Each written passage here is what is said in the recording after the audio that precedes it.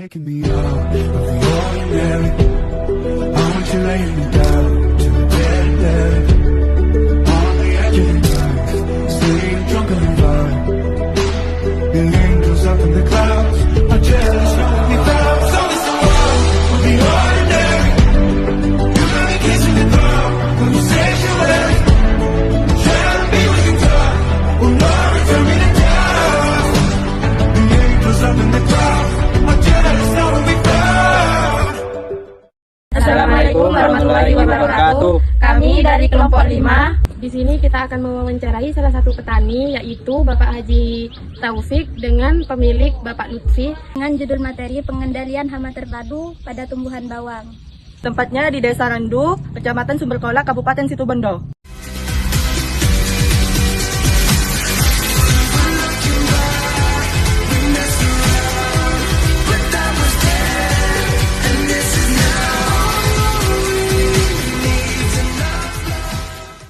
Saat ini saya bersama Bapak Haji Taufik akan berwawancara tentang pengendalian hama tumbuhan bawang. Saya mau bertanya Bapak, selama kan sampean ya yang membudidaya bawang, hambatan apa saja yang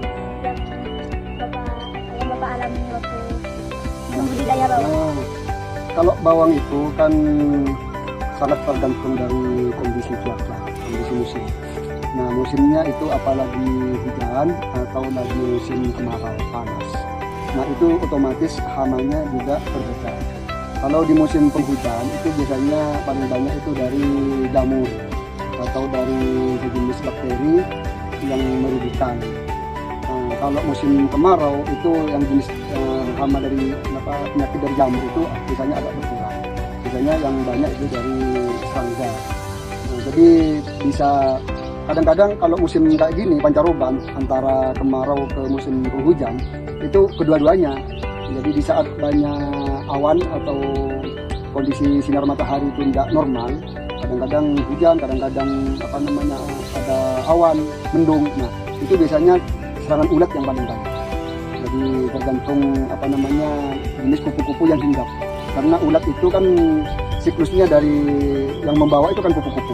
Kupu-kupu bertelur di daun bawang, terus menetas jadi ulat. Nah, nanti kan kalau dibiarkan terus itu kan jadi kepompong, jadi kupu-kupu lagi.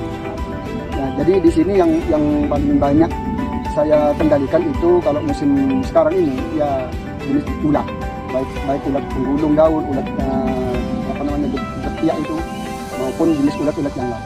Kalau di musim penghujan biasanya itu banyak dari jamur. Itu berapa besar Pak kerugiannya kalau kayak ada penyakit? Ya kalau nggak dikendalikan bisa habis, bisa nggak panen. Kalau ulat menyerang itu, iya bisa istilahnya nggak panen kalau sampai tidak terkendali itu. Kerugiannya apa ya? Rugi bibit, rugi biaya pengolah lahan, biaya beli pupuk, insektisida. Kalau ukurannya itu kalau misalnya 0,1 atau 100 itu kan bibitnya itu 1 kintal. Jadi tinggal menghitung harga bibit sekarang berapa. Jadi bisa antara 10 jutaan itu kalau misalnya enggak panen. Kan ulat itu waktunya singkat. Jadi di saat 3 hari sampai 1 minggu enggak terkendali, habis daun itu. Bisa rugi besar. Ya, tapi kalau terkendali ada juga yang masuk, tapi kerugiannya juga nggak seberapa kalau terkendali. Untuk strategi pengendalian. Nah, kita pakai insektisida, kita mix dengan pestisida nabati. Jadi kalau pestisida nabatinya itu saya rutinkan 2 hari sekali. 2 hari sekali pakai pestisida nabati yang saya buat sendiri. Kalau insek yang kimia itu 1 minggu 2 kali. Nah, masalah nanti mereknya apa kan tergantung dari jenis ulatnya yang menyerang. Jadi merek enggak harus sama karena kan tergantung dari bahan aktifnya. Tadi kayak bawang itu ya Bapak, kan pasti penyakitnya itu dapat semua. Dapat penyakit gimana Bapak mengetahui gitu? Kan kita hari-hari ke lahan. Jadi kita perhatikan bawang itu mana yang satu kan bawang itu kan biasanya terdiri berumpun-rumpun itu, satu rumpun.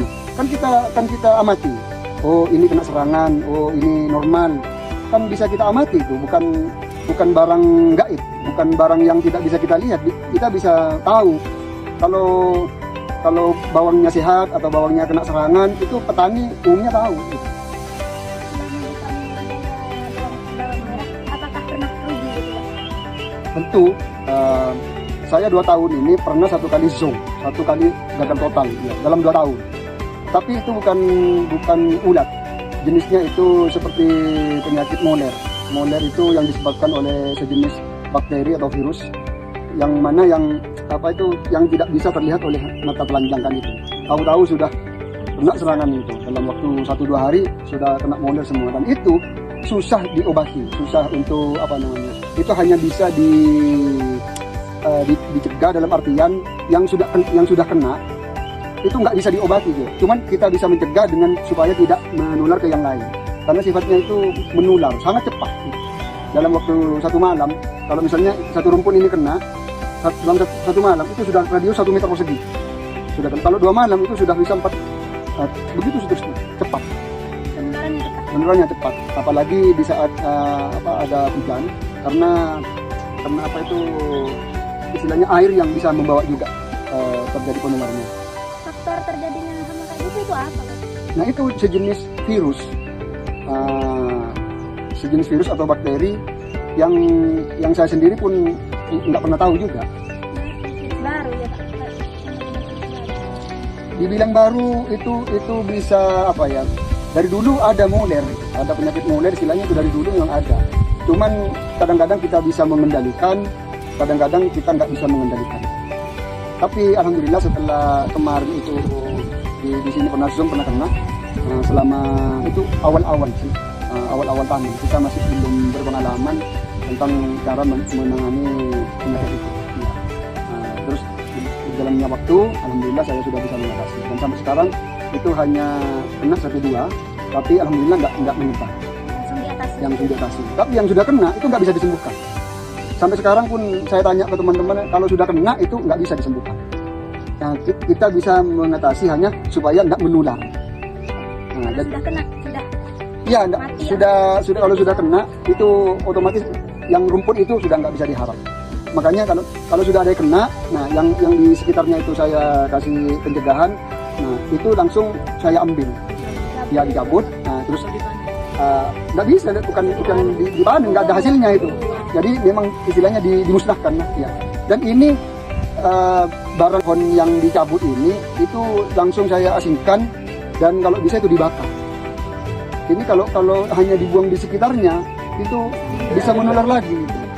Yang lain dimusnahkan dan dicabut, dan itu cara mencabut juga ada triknya. Maksudnya gini, dalam keadaan kering harus jadi kalau misalnya habis nyiram basah, daunnya basah, tangan kita basah, itu enggak boleh menyentuh itu. Iya, jadi itu harus dalam keadaan kering, tangan kita kering, terus daun bawang itu dalam keadaan kering, ya panas-panas hari, sekitar jam 11, jam 12 sampai jam 2 itu. Nah kita kerja itu, jadi ambil timba langsung itu dicabut. Nah ada teman lagi yang satu ini langsung kasih itu penjagaannya, seperti kapur dolomit itu dicampur dengan saya pakai kopset itu, merek obatnya, dicampur itu langsung ditaruh di sekitarnya itu.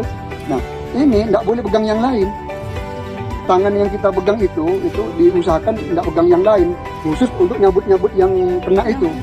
Nah, ditaruh di timba, baru nanti ditempatkan di tempat asing yang jauh dari ini, di sini misalnya, lalu itu ditimbun sampah, dibakar gitu. Dan ini timbanya juga saya biasanya kalau nyucinya jangan di sekitar areal sini, ya di tempat lain, karena kita nggak bisa nampak. Itu kan sejenis namanya virus atau bakteri yang hanya bisa dilihat oleh mikroskop. Jadi mata telanjang nggak bisa kita kan. Beda dengan ulat. Kalau ulat kan serangannya di daun di atas, itu kita bisa kelihatan mana daun yang dimakan ulat, mana yang enggak, kan bisa langsung kelihatan dengan mata telanjang. Itu cara mengetahuinya gimana Pak? Kan nggak tahu kalau itu terkena virus. Nah, makanya itu kalau sudah terserang, yang satu rumpun ini sudah terserang, nanti saya tunjukkan misalnya. Kalau sudah terserang, nah itu baru tahu. Istilahnya kalau orang itu kalau sudah meninggal satu orang, baru tahu gitu. Kalau masih istilahnya masih baru terserang, kita nggak tahu. Nah, kesulitannya di situ memang. Jadi kalau sudah ada satu, ini terserang sudah, kita cabut istilahnya, yang lain itu yang masih sehat, kita kasih pencegahan. Supaya tidak menular. Itu aja, bisanya kita itu. Tapi kalau sudah yang sudah terserang, tidak bisa. Harus dimusnahkan itu. Ya mati, bukan kritis lagi. Dan itu walaupun dipelihara, dikasih obat, dikasih pupuk apa, tidak bisa, tetap mati sih. Karena yang diserang itu perakaran. Karena sudah kabut, itu akarnya itu semuanya sudah putus, sudah busuk. Nah, yang kan tanaman ini kan makannya kan dari akar. Kalau akarnya sudah mati, apapun nggak bisa. Iya. Ini kondisi tanaman bawang di lahan milik Pak Lutfi. Dan ini kondisi tanaman bawang yang terkena penyakit yang sudah dijelaskan tadi oleh Bapak Haji Taufik. Sekian pembahasan kali ini. Terima kasih sudah menonton. Wassalamualaikum warahmatullahi wabarakatuh.